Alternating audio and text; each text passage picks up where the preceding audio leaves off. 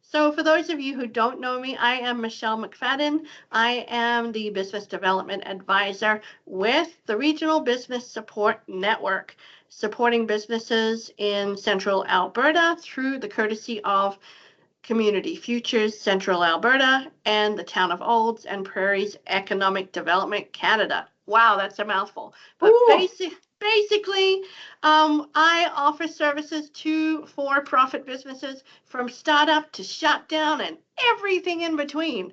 And I know the everything in between has a lot of change to it. So I am going to pass the microphone to you, Brenda, and let you introduce yourself and let's learn about how do we navigate change in business. Oh, I love that. Thank you, Michelle. And thanks for offering this. Welcome, everybody. It is summer, right? It is summer. And you know what? After this webinar, I'm going to be outside too. So can't blame them. As Michelle noted, I'm Brenda Colassa, and I've spent the last 30 years building and running like a handful of different businesses. I think I've had 5 or so. But I've seen and been through more changes than I can care to even count. Here's what I learned. Whether you're a solopreneur or leading a team of employees, every single change challenge comes down to one thing, and that's how well you navigate the people side of that change. Okay? Navigating the people side isn't just a necessity, it's a survival skill. So that's honestly one of the main reasons why I became both a ProSci certified change practitioner and an ICF leadership coach. Not because I love boring theory, but because I saw the need from both my clients that I serve as well as myself. We both needed real tools that work in the real world, where you don't have huge HR departments, unlimited budgets, or the luxury of taking months to make a decision to implement change. We need a system that we can follow so simply and easily, we can do it ourselves. So today, I'm going to share that system with you. And in 40 minutes or so, you'll have a clear roadmap for your current change challenge. Does that sound good? Hands up. Sounds awesome. Sounds awesome. I love it. Because one thing we know is change is constant. We have to manage it. It is constant. So I want to do a quick poll. And if you can put your cameras on, that would be awesome. If you can't, I totally understand. But either put it in the chat. Put in the chat or put your hand up. Who's facing a change that's causing them a bit of stress right now? Anybody? Michelle, you've got your hand up. Anybody else facing change? And we'll go through a lot of the different changes coming up, because change is everywhere. Like Michelle said, it is all around us. Let's see here in the chat. There we go. Rebecca said yes. I think Annie's typing yes. Good. I'm sure we have a few yeses, even positive things that are change. Yeah, absolutely. Can be stressful too. Okay. So most people can agree that it's been painful going through past organizational changes to some degree. It can be painful and uncomfortable. Let me show you how. We're going to do an exercise. So put your arms out like this, and I want you to cross your arms. Just cross your arms the way you'd normally cross them, okay? Now put them out and cross them the opposite way. Don't think about it. Just cross your arms the opposite way. Was it easy? It's not easy for me. I can tell you that. It is not easy. That was very uncomfortable. Right? That discomfort, that's what your team, that's what it feels like during change. Okay? This is how your customers feel when you announce changes to some extent. But if I told you that there's a way to make change feel less uncomfortable and easier to manage, would you be in? I mean, this is what I want to talk about today. So there is a system to minimize that discomfort. So let's get into it. Okay, today you're going to walk away with my 5-step system that turns 70%, well, it'll enable you to step out of the typical 70% failure rate and into the 30% that are succeeding. Okay, you're going to get a ready-to-use communication template and other assessment tools. Your personalized action plan for your current change challenge, you're going to get that as well. Plus, I'm going to give you a free change opportunity assessment, which is the first of 5 tools that I offer for my change toolkit. And I'm going to give you that before you leave today. Okay?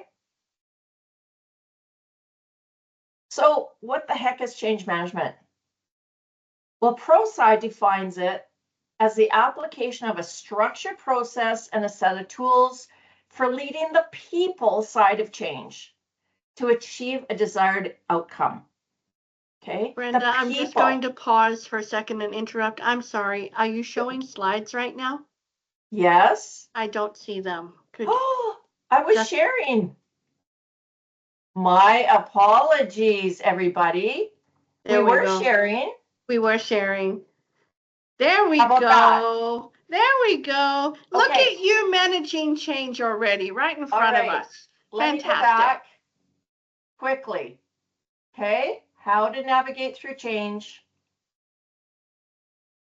Okay, we talked about that. It can be painful doing the arm exercise. What you'll walk away with today, 5-step system, get into that 30% rate, success rate, communication templates, personalized action plan. You're going to get all that. You're going to get a free opportunity assessment from me before you walk away today. Change management, right? ProSci defines it as the application of a structured process and set of tools for leading the people side of change to achieve a desired outcome. So think of it as your GPS for change. Okay, it shows you where you are. It plots out your best route and warns you of obstacles ahead, which keeps everybody moving in the same direction. Because like we said before, change is inevitable. Whether you're a one-person solopreneur like I am, or if you're a CEO of a major corporation or leading big teams, change is inevitable. And the bottom line is you want to be able to lead people through change without losing them. That's not good. So I want you to think what your current change challenge is right now. Okay, maybe it's tech. Maybe it's tech. Maybe it's team staffing changes. You know, you've got some restructuring, some cultural shifts, employee conditions. Maybe it's new processes or systems, right? You've got some new regulations coming up. Maybe it's market or customer shifts, right? Customer expectations, restructuring, downsizing, competition, service changes, or maybe it's something else like personal changes that are affecting your business. Maybe it's, I'm going to give you an example on a personal change. Maybe you're trying to quit smoking and it's become a huge change in your business because the way you're dealing with business and people have changed. Your emotions are different. Everything's different. So it can lead to personal changes as well. Does anybody have any questions while I silence my phone? Just say it in the chat or raise your hand or take your mic off. If not, we'll carry on. I think, Brenda, more a comment than a question. When you're running business, like you'll have technology and staffing and new process changes that happen all at once sometimes. That can be really overwhelming, like the introduction of AI, for example, and training your staff to use it or learning to use it yourself, you know, knowing that your customers are now using it. It's sometimes they're all intertwined. Hand in hand, right? Yeah. Yeah, absolutely. So getting back, think about what your current change challenge is, because we're going to come back to it. Okay. So being in small business, we can find ourselves embroiled in this small business change trap. We've got different vulnerabilities being in small business, right? Such as every person matters more. Right? We lose 1 out of 5 people versus, 1 out of 500. So it matters more. You can't afford a 6-month transition like you'll see in a larger corporate structure. There's a personal investment in the "this is how we've always done it" excuse or statement. There's a personal investment there. And if you don't acknowledge and focus on the people side of change, there could be a cost to that as well. You could lose up to 40% of your customers, like some of our restaurants did in COVID when they rushed their online ordering system without ensuring that their people were on board and were capable first. Your key employees could quit during transitions due to lack of buy-in, training, and understanding. You could have significant cash flow disruptions when you can least afford it. So let me ask you guys here on the call, who has employees? Does anybody on the call have employees? I see one hand. And I don't see cameras for some of them. Rebecca says yes. Okay. I know Medell also has employees. He's on the call as well. Okay, perfect. Rebecca says she has 6 employees. Okay. So what would losing your best employees cost you? Think about that. So according to a study on LinkedIn and Forbes, losing a top performing employee can cost a company significantly, with estimates ranging anywhere from 50 to 200% of that employee's annual salary. This includes not just direct costs of hiring and training a replacement, but also the impact on productivity, knowledge loss, and team morale. So it really is significant. You do not want to lose your best people. Rebecca just put in the chat $230,000 loss. Wow. That's crazy, your right? best people. So we want to get this right. If you're experiencing change, especially that's going to affect your people, you want to get it right. And you know what? There is a cost of getting it wrong, what we just went over, but there are benefits. There are other benefits of getting it right that'll be worth it. Small businesses that manage change well grow 2.3 times faster. They're 7 times more likely to achieve their objectives, 4.6 times more likely to stay on or ahead of schedule, and 1.4 times more likely to stay on or under budget. That's according to ProSci. And I guess you could say that small businesses that manage well, they know how to leverage their own superpowers.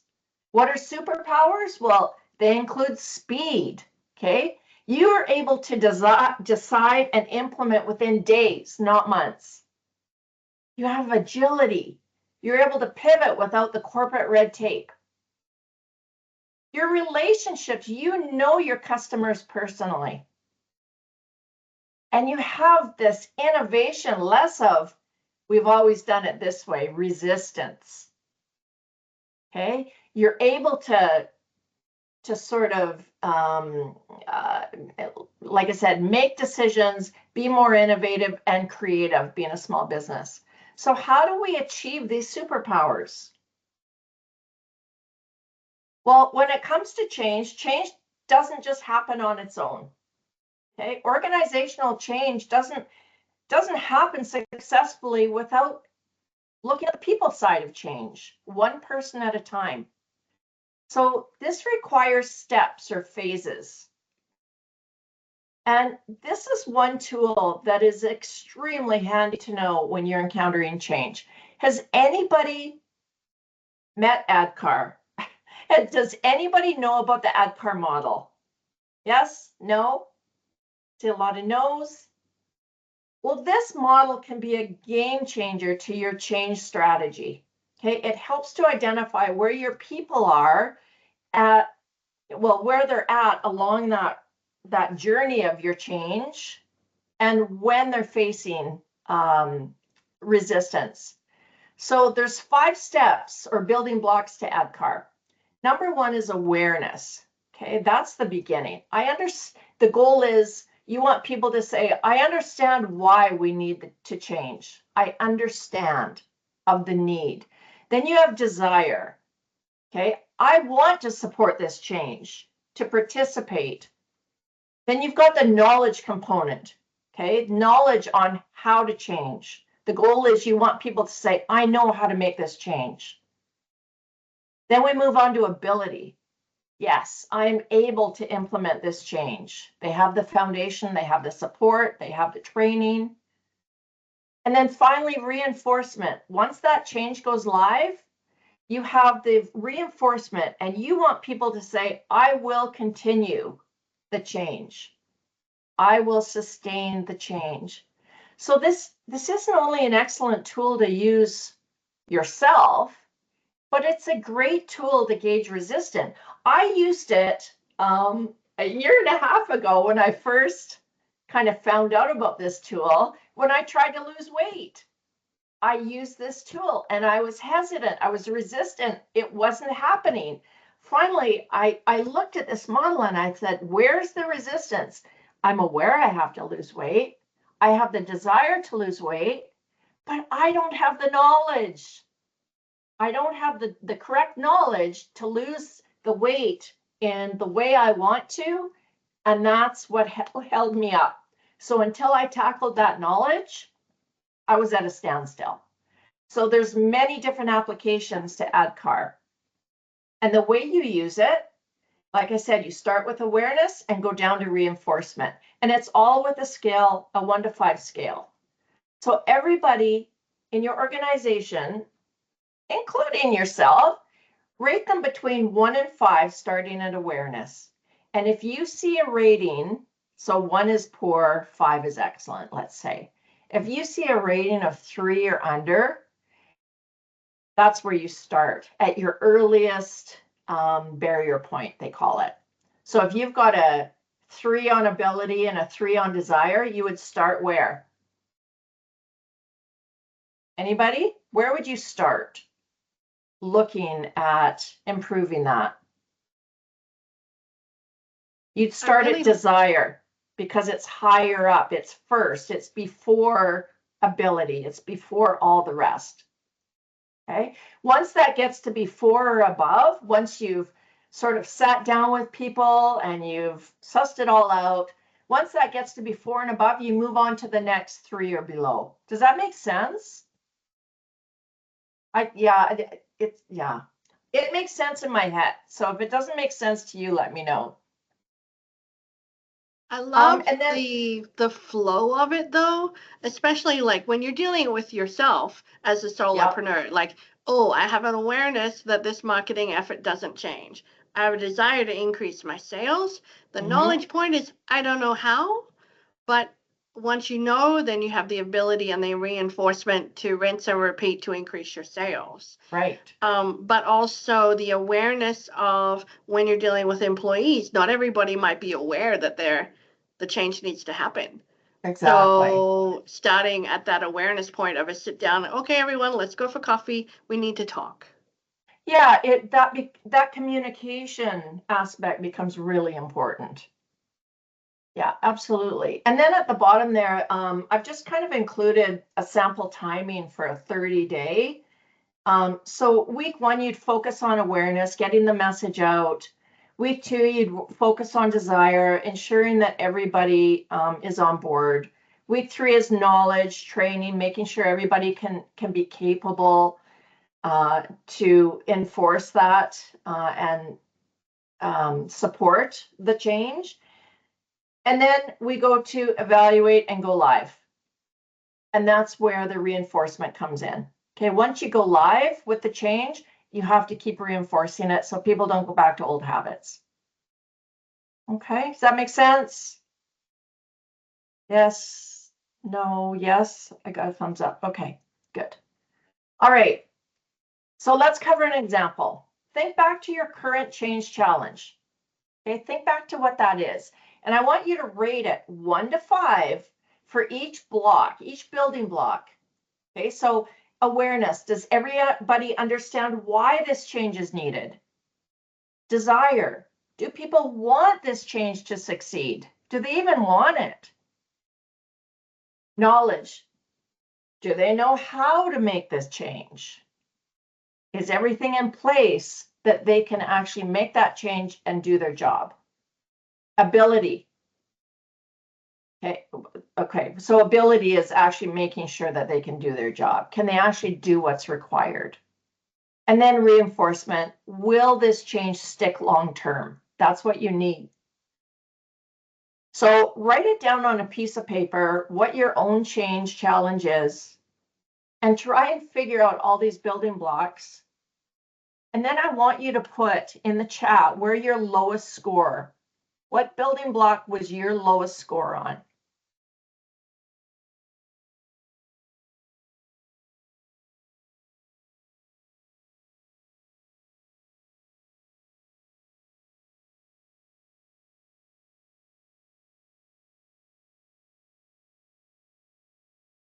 So was it on awareness, desire, knowledge, ability, reinforcement? What's your lowest score on your current change challenge? Michelle, knowledge. Once that hurdle is overcome, we can dive into ability. Yeah, absolutely. Yeah, because a lot of people are aware, they have the desire. It's that knowledge piece sometimes that gets in the way. Oh, Rebecca said reinforcement. reinforcement. Yeah. So Rebecca, you've made the change. You've got the knowledge, you've got the ability, but it sounds like you keep going back to old habits or the way it was always done. Is that correct?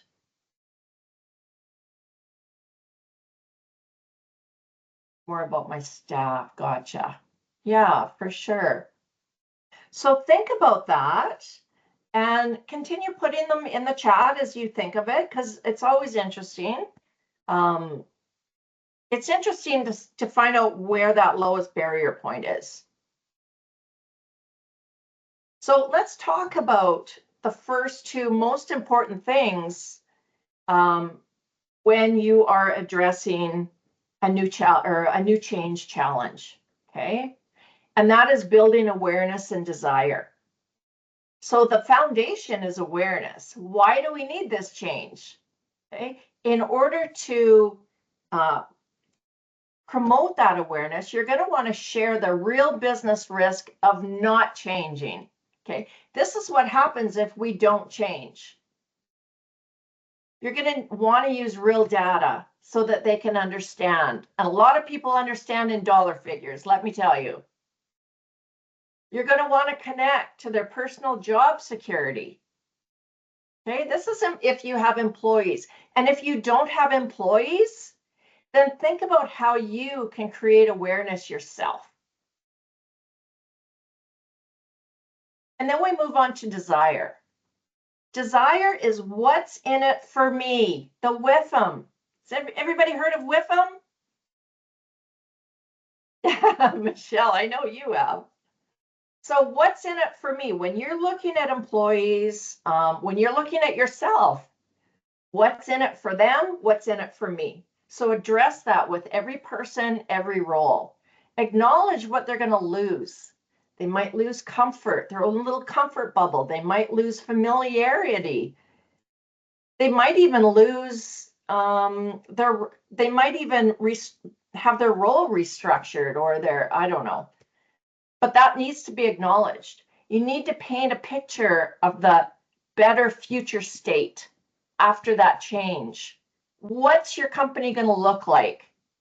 Okay. And then you need to build trust through open and honest communication. Transparency is key here. Okay. So here's a template for you. Here's what's happening.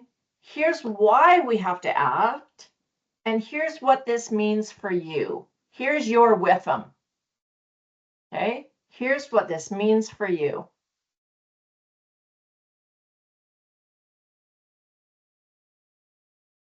Okay, so building awareness with the 3-2-1 rule. This is kind of a cool rule for communication that works. Whenever you communicate to build that awareness, you want to communicate 3 times more than you think you should. 3 times more, because a lot of times it just doesn't hit on the first or second time. People need to hear it. They need to see it a couple times, those touches, those touch points before it sinks in. Okay. Two-way conversations. Okay. You want to listen, not just tell, actively listening. And you want one consistent leadership, membership, and it has to come from leadership. It has to come from the top. If it's not consistent, it's going to fail. Okay, so here's an example. Which is the best message? Hey, John, we're implementing new software next month. I need you to get on board. Or, hey, John, customer complaints are up 30%. There's a new software we'd like to implement that's going to cut the response time from 2 days to 2 hours. This means happier customers, better job security for everybody. Here's how this affects you. Can you get behind this? What do you think would work better? Example 1 or example 2? Put it in the chat. Oh, I've got Annie saying a 2, Rebecca 2. Yeah, right. The more information you can give them, the more buy-in you're gonna have. Okay. So we have a sort of a practice round here. We have a family restaurant implementing an online ordering system. What do your staff need to be aware of if you are the family restaurant implementing this online ordering system? What do the staff need to be aware of? Anybody? Take your mic off if you want. This is a safe space. Take your mic off, or if you're not comfortable, just put it in the chat. Karina says how to use a computer. Okay. So they need to be aware of technical changes. They need to be aware of what else? Who is responsible for following where the orders will come in? Yeah, all the technical details, right? But they need to be aware of the why.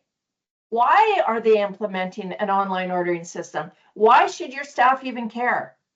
Why do you need them to get behind this? Okay, that's the awareness. We're doing this because it can increase our profit ratio 2 times more, which leads to bigger bonuses and bigger salary bumps. Mm-hmm. That's the rhythm. Annie says more info, more understanding. And I see AJ has a hand up. So AJ, would you unmute and ask your question? AJ, are you with us? Well, I see your hand. Maybe you can put your question in the chat for us, AJ. Yeah. And then the second question is, how will you build? Oh, he can't unmute himself. Oh, weird. AJ, can you type your question in the chat for me, and then we'll be able to address it if you're having problems with sound today. Perfect. So we'll Brenda, I'll just ask you to continue, and I'll keep an eye on the chat for AJ's question. Sure. So the next part is, how are you going to build that desire? Okay. How do you build that desire? Is through that what's in it for them. Okay. You build it saying, we're doing this because it will impact you in positive ways. It impacts our customers in positive ways. It gives them more flexibility. It gives us more revenue, so we're not laying people off so much. You're going to have better job security, and there might even be a pay raise coming. Okay, that's how you build desire, right? Oh, AJ, what I was trying to say was that we can explain all the perks for this software and how it saves time and energy, and have someone give proper training, run a test on slower day. Yes, exactly, AJ. Exactly. And that leads to us, what knowledge do they need? What kind of training are they going to need? What kind of support do they need? Okay, all that needs to be well thought out and implemented. What supports do they need for ability? Okay, they have the training, but do they have the computer system to work with? Do they have the customer support, that they need through the software? What do they need to be able to feel that they can do this? Once that happens, how are you going to reinforce it once it goes live? Right? You need to make sure that everybody continues that change. So all the way through, you're going to be looking at that ad card model, and you're going to be doing your 1 to 5, 1 to 5, 1 to 5, all the way through until everybody passes with flying colors. And even after, you're going to be coming back and ensuring that they're reinforcing that change. Any questions? We're good? Okay, I'll keep going. So here's some red flags, okay? Minimizing resistance is a key to a successful change plan. And you're going to notice resistance when you see red flags such as people becoming disengaged or quiet in meetings, okay? There could be some resistance brewing there. When you notice the quality or the customer service starts declining, if you're getting more complaints from your customers, that's a red flag. When you notice that you're the only one talking about the change, that's a red flag. And when people start to revert to old ways, when you're not watching, definitely a red flag. And when you see all that, then you need to jump. You need the intervention toolkit, I call it. So you need to have one-on-one conversations using the ADKAR assessment that we just went over. And you want to address concerns directly. Okay, you don't want to ignore them, because what happens when we ignore concerns? They spew into negativity, and rumors start to circulate, and people start to get anxious. We don't want that. Okay, we want to find our informal leaders and win them over first so that they become change champions. We need our change champions to help with the change. And then lastly, we want to celebrate any forward movement publicly. We want to celebrate small successes as we see them, and really pat people on the back. So every change challenge contains hidden growth potential. Okay, I'll give you some examples. COVID delivery became a new revenue stream for a lot of restaurants, a lot of retail stores, a lot of grocery stores, right? They developed a new revenue stream that accounted for up to 40% of total sales just because COVID happened, because this huge change happened and they had to pivot. They had no choice. Okay, if you have staff shortages, okay, sometimes you need to invest in automation, which leads to efficiency gains. If you have customer complaints, that often leads to process improvements, which becomes your competitive advantage. Okay, so I have here a 4-step opportunity finder, and my free download today that you're going to get when you stay on to the end goes way more in depth. Okay, this is just sort of a quickie version. So 4 steps. What new capabilities could this change create? What markets or customers could this change open up? What processes could be improved along the way? And what competitive advantage could emerge because of this?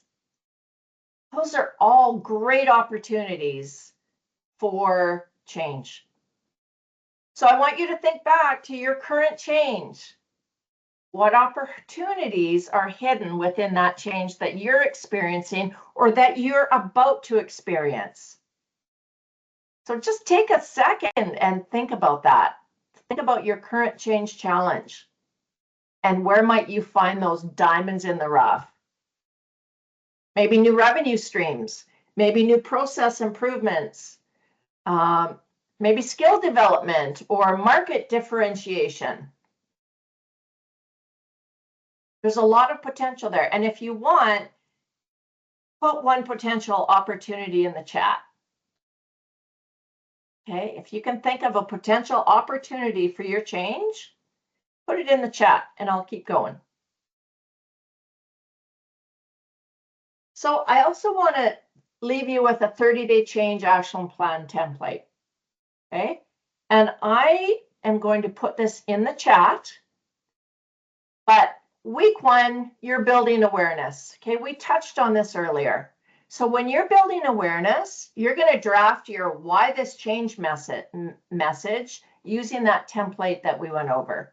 You're going to identify your informal leaders to influence first. Those are your change champions. You're going to schedule one-on-one conversations with your key people. Week 2 is to create desire. You're going to address the WIFMs for each person and each role. You're going to communicate those opportunities and not just the problems. Okay, you want to communicate the benefits. And you want to start gathering feedback and concerns. Okay, that's really important that your people know that you hear them, that you're listening to them. And then week 3 or 4, it's going to help you to enable success. You're going to provide all the necessary knowledge and training and tools.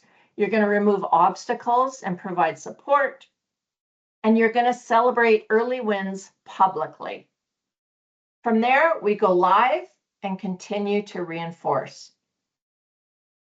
So here's the success metric.